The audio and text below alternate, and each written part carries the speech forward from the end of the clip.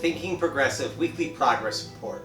Perspective and news progressives can use. I'm your host, Ron Rivers. It's September 20th, 2019, and today we're going to discuss Donald Trump's terrible week, big wins for climate activists, Warren's wonderful week, and new technology breakthroughs you should know about. So it's been another week and another slew of headlines about the inevitable demise of Donald Trump. And while I typically try to avoid focusing on Donald Trump news because it's nauseating, this week the heat has picked up. Last night around 8 p.m., the Washington Post released an article detailing how a whistleblower complaint about President Trump made by an intelligence official centers on Ukraine. The complaint involves communications with a foreign leader and a quote-unquote promise Trump made, which was so alarming that a U.S. intelligence official who had worked at the White House went to the Inspector General, to the intelligence community, to complain about it. When Joseph McGuire, who is a Trump-appointed acting director of national intelligence, received the information, he deemed it unworthy of handing over to Congress. Now, that information was conflicted by the Inspector General, Michael Atkinson, who said that despite not being able to reveal the message, he believed it was of urgent concern. The House Intelligence Committee Chairman Adam Schiff is warning of legal actions and accusing someone higher than the director of the NIS, which leaves very few options available for who actually might be responsible for the preventing of giving Congress this information.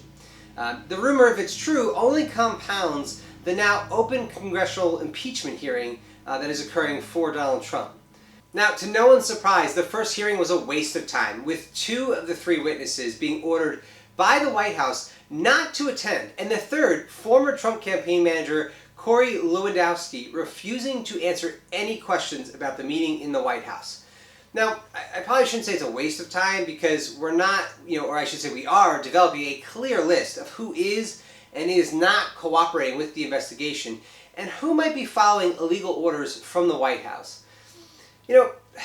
As progressives, we typically focus on a vision of how things can be better and what we can do to reimagine the circumstances of millions of Americans. But leadership isn't always easy, and there are going to be tough decisions to make along the way. Decisions that will only become easier if we begin to think and discuss them now. So there's going to come a time when the dust settles, and I'm not completely sure if that's after the crisis, if we can avoid crisis or not, but eventually it will settle. And when that time comes, we need to be prepared in one way or another. Will we as progressives hold the people responsible for these actions accountable? Or will we allow it to pass without prosecution as has occurred in the past? How far are we willing to go to set protocol for the level of criminality and disdain for humanity shown by the Trump administration? The challenge with prosecuting is, of course, that the time and money involved are pretty immense. And if we imagine it's 2020 and your favorite progressive candidate has just been elected, what then? If they choose to pursue criminal complaints, there will be a constant media attention and focus on the proceedings, not to mention the likely roadblocks Trump Republicans in Congress will throw up to delay and stall the process.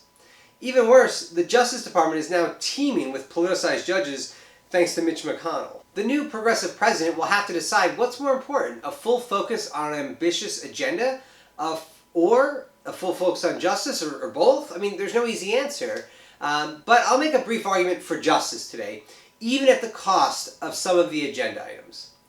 The first challenge is that if there's not an extensive process to fully prosecute those who committed crimes such as obstruction of justice, lying under oath, theft of taxpayer dollars, etc., then we as Americans will have come to terms that our justice system is systematically corrupt and that our nation is, for all intents and purposes, hopeless.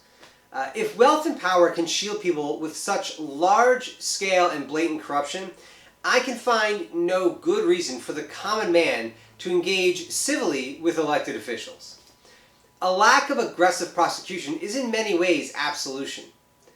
So if progressive leadership fails to focus on accountability, then there really is no limit to how bad the next democratic authoritarian might be. And why wouldn't they be worse? If we set the precedent that Trump and his team's behavior is permissible, then our movement has no moral ground to stand on. Now, critics of my position right now might argue, and rightfully so, that the prosecution process would greatly distract from making genuine policy reforms. And I'd have to agree, I can't argue that. But I would counter that the progressive movement is a long game movement about structural reformation. And that doesn't end with a single candidate, and it requires leaders who care more about the movement than their re-election chances. By not demonstrating to the American people that no one is above the law, no matter how wealthy or connected, we reinforce the reality that we already understand to be true. Socioeconomic class determines destiny in the United States. The fact is that if you or I were charged with the same crimes that Donald Trump has committed, as per the Mueller report, we'd be facing prison time. As progressives, we are seeking to build a pluralistic future, a society that offers genuine opportunity for every individual to transform their lives and themselves in the process. But the reason the U.S. cannot bear that mantle as of today is because the vision of society can never exist in a nation of unequal enforcement of justice. It is incredibly progressive to focus on criminal justice reform, but that reform goes both ways, and it must include the people at the very top as well as empowering the people at the bottom. Now, we can move on to the climate crisis. This week, environmentalists celebrated Wednesday after a federal court temporarily blocked the enforcement of a recently enacted South Dakota law that aimed to hit the pipeline protesters with fines and up to 25 years in prison. Stephen Pivar, the senior attorney for the ACLU, which filed the suit to stop the law from taking effect, said that the quote-unquote riot-boosting act was clearly intended to suppress constitutionally protected First Amendment rights to protest of the Keystone XL pipeline. Now, you probably won't find it surprising that the people responsible for this law were the Republican legislators of the state. But protesting is protected by our First Amendment rights, and I wouldn't be surprised if we saw more rulings in the near future designed to protect the interests of corporations over people, especially as Trump's reign begins to look weaker and weaker by the week. Today is also the global climate strike, which is exactly where I'll be heading as soon as I'm finished editing and releasing this video. And if there's ever a day to skip work, today's the day, guys, even if you have to walk out for a little bit. And if you've never been to a political rally, let me be the first to tell you that they are incredible. I've been fortunate to be an organizer for a handful of very successful rallies, and the energy is always immense. Joining today would mean standing in solidarity with people from all over the globe, making a statement that we demand aggressive and mobilized action to address the climate crisis. There is quite literally no more important issue or cause right now. So while it won't be possible for everyone, and we get that, if it's within your means, even if you have to take a little bit of a pay cut for the day, even at the slight risk of discomfort, do it. Moving on to Elizabeth Warren. This week was all about Elizabeth Warren, and it was some confusion in there as well. Her week started off really strong with a very robust proposal to end corruption in Washington. Highlights of her proposal include, and by the way, you can read the full proposal in the link below, but it was applying a conflict of interest laws to the president and vice president, requiring tax return releases for anyone running for federal office, requiring the divestment of assets that could conflict with the interest while in office. So, like, for example, Trump's hotels would have had to have been divested. To ban government officials from trading stocks while in office. We've known for a long time that Congress has access to insider trading information.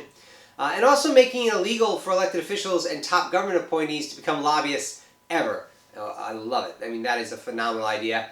And along with a whole new slew of laws against lobbying, lobbyists, and new ethical laws for judges as well. Again, you can check it out in the link below. It is an awesome plan and could likely be the second most important in Washington moving forward. As always, I have provided a source document for this, so again, read it over and take a moment to check it out for yourself. Now, corruption is the kind of thing that just erodes a system and a democracy, which is why I feel so strongly about Warren's plan. It's almost like a vehicle maintenance. It's not sexy, right? But if you want the machine to perform, you need to ensure that it's properly lubricated. Senator Warren also received a controversial but important endorsement from the Working Families Party. Now, the Working Families Party is a national organization that represents the interests of labor and progressives.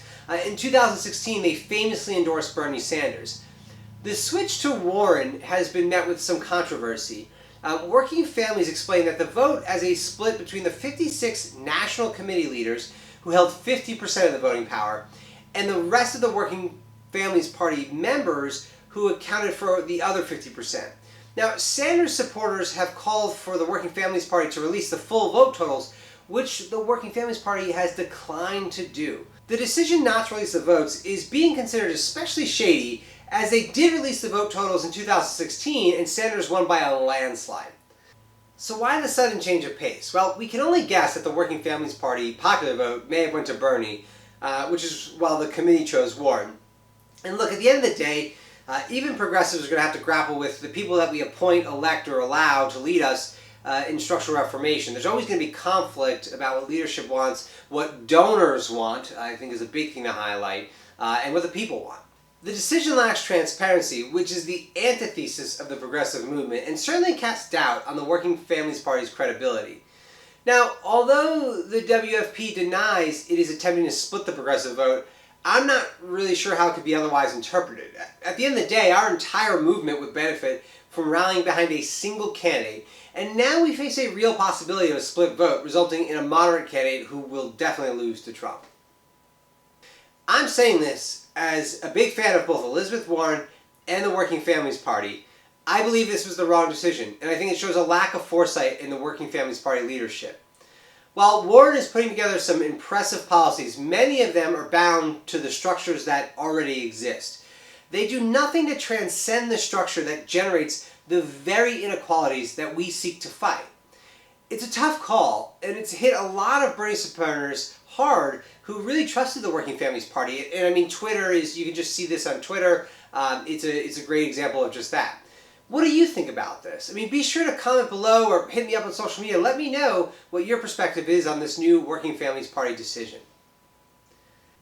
Finally, I want to wrap it up with some emerging technology news, like we do every progress report, because progressives should really be aware of these things. Are you familiar with Starlink? If not, you should be.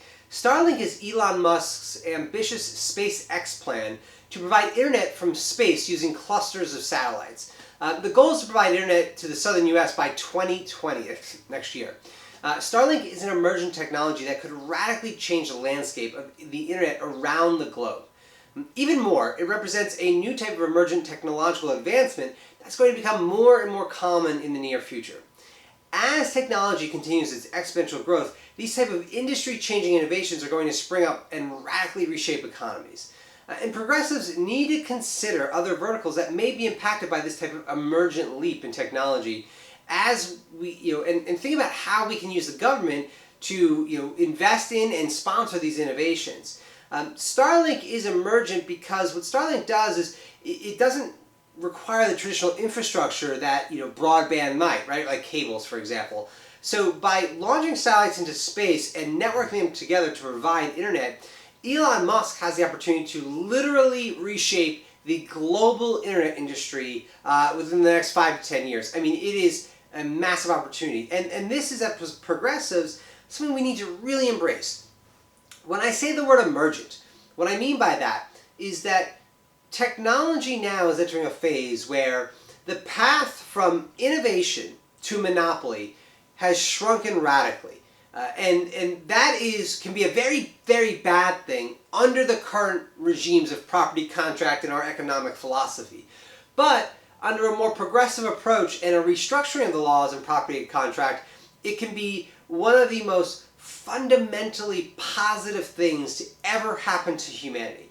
The idea of global corporate projects like the SpaceX, the cluster of satellites, will enable people who normally would have never had access to rural broadband or broadband to have it. So just as an example, in the United States, there are 10 states here in the US where 20% of the people in those states do not have access to high-speed internet.